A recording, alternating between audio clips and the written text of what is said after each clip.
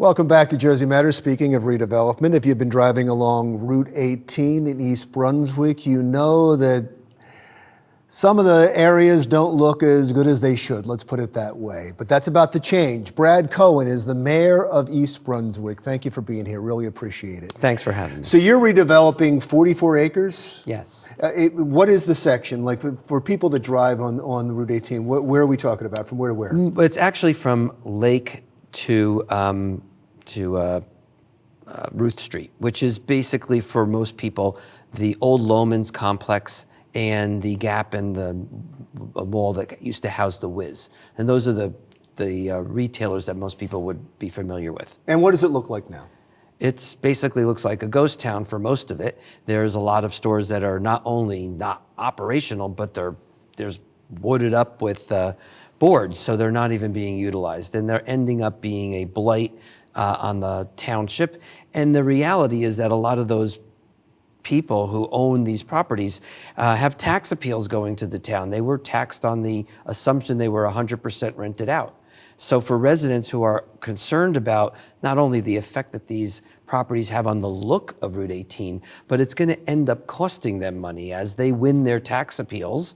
They're not 100% rented out. We all know that. All you got to do is drive by and see it. They'll end up paying less as they win their tax appeal. We will owe them money back. So the residents of the township are actually going to be paying to keep it in the condition that it's in right now. There's a reason. You mentioned a few businesses when you were talking about that. There must have been a reason those businesses failed. Nobody goes and opens up a business in East Brunswick because they want to fail. There's Sure. Something had to happen to them.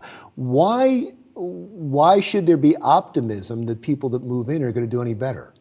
Well, I think that the function and the structure of the buildings as they are met a need 30 to 40 years ago, and they don't any longer. We also realize that with an age of Amazon, most people don't go to physical buildings any longer for their retail. And that's the model that it was built on 40, 50 years ago. And that's not anybody's fault, but the township needs to do what it can to work with the developers, to work with the mechanisms that are available through redevelopment laws to repurpose these properties in ways that people shop today. With that in mind, were you choosy about who comes in? Did they have to have a business plan for the next 10, 20 years and not looking back, not the traditional retail? Well, what it is we ask the planners who work in this business every day. That's not my business. I'm a surgeon. I had to learn this on the spot. But the reality is that there are much brighter minds out there who do this every day. And they told us exactly what the best uses of this property would be. And that would be a combination of retail, but less square footage than what was there before. Residential uses, it could have and really needs to manage a third bus station. We are a huge transportation hub sitting right in the center of New Jersey. Hotel, look what's going on. Can I stop you on bus station for Sure. a second? Is that public? I mean, most bus stations are run by Jersey Transit, right? Is that what you're talking about? No, these are owned and operated by the township. We already have two. This would be our third. So this is public. All the development then wouldn't be developers coming in and building retail and putting up residentials. How much of it is? Yeah, the part that would be for the bus station and the parking deck would be owned through by the township through its parking utility. We already own two, one by Tower Center and one by Walmart. This will be a third one on Route 18 South. How much residential is going in there? About 800 units. Is there enough residential to support the businesses that are there? Is there a symbiotic relationship between the two? There was a reason why that number was utilized. It made sense economically. It made sense with supporting the amount of retail that would need to be there, plus considering the compass as it looks at the surrounding community and the fact that we do sit right at exit 9 on the turnpike. It's literally a quarter of a mile from the turnpike entrance, that it really makes sense that the businesses that would go there could be supported by all three. People living there, those in the surrounding communities, and those that would be able to travel to that location.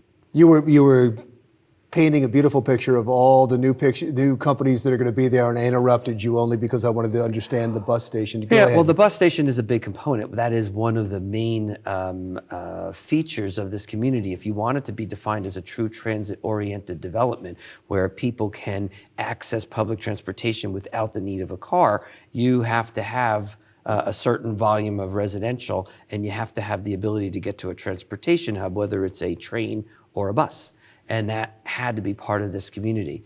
Hotel was another big component of it. As the community grows, as it becomes attractive to all of these type of merchants, people living there, and can't ignore what's going on in New Brunswick, which is just on the border. There's going to be the need for that type of hotel, and something that would also double as WeWork type of space, where people can be able to utilize that, not just for the hotel, but for also for businesses and for the ability to bring in some nice higher-end restaurants. Once you have a hotel above 100 rooms, it brings another liquor license, so that opens the opportunity for restaurants, and we have a very, very diverse community. So the goal with restaurants is to have something that's not necessarily a chain restaurant, but maybe sort of a combination that could appeal to all the different ethnic groups that live in our area, which is really nothing more than a picture of what New Jersey is in general. It's a very diverse state. So what attracts East Brunswick residents should hopefully attract the rest of the state. How much is this all going to cost? The estimate right now is about $500 million, and it's going to be built in phases. It's all going to be raised through private equity. When will it be finished? Over the course, we're expecting that, barring any major changes in the markets, we're looking at a 5 to 7 year window. And a lot of the money being spent will be spent from private funds, right? Yes. Because they have to come in and buy the property. They come in, buy the property, develop it, and as they rent out, that'll determine the pace at which the next phases are started. And if there's a problem and you don't think there's going to be any problem, because it sounds like a lot of this is worked out, you will use eminent domain? That becomes a last resort option. The reality is that I believe there's a deal on the table for every one of the people that own property in that site, and that the developer and the owners of the properties have every reason to be able to settle that themselves. The town has the right to do that. It would be something that we wouldn't want to do, but if it becomes that people are asking for unrealistic prices for their property, that's an option that can be exercised either by the township or the redevelopment agency itself. But it's all wonderful news. Congratulations. Thank you so much. Thank you for coming in to talk about it. Mayor Brad Cohen of East Brunswick. Still to come on Jersey Matters, Governor Phil Murphy had his budget address this week, and Phil Andrews was there to tell us what happened.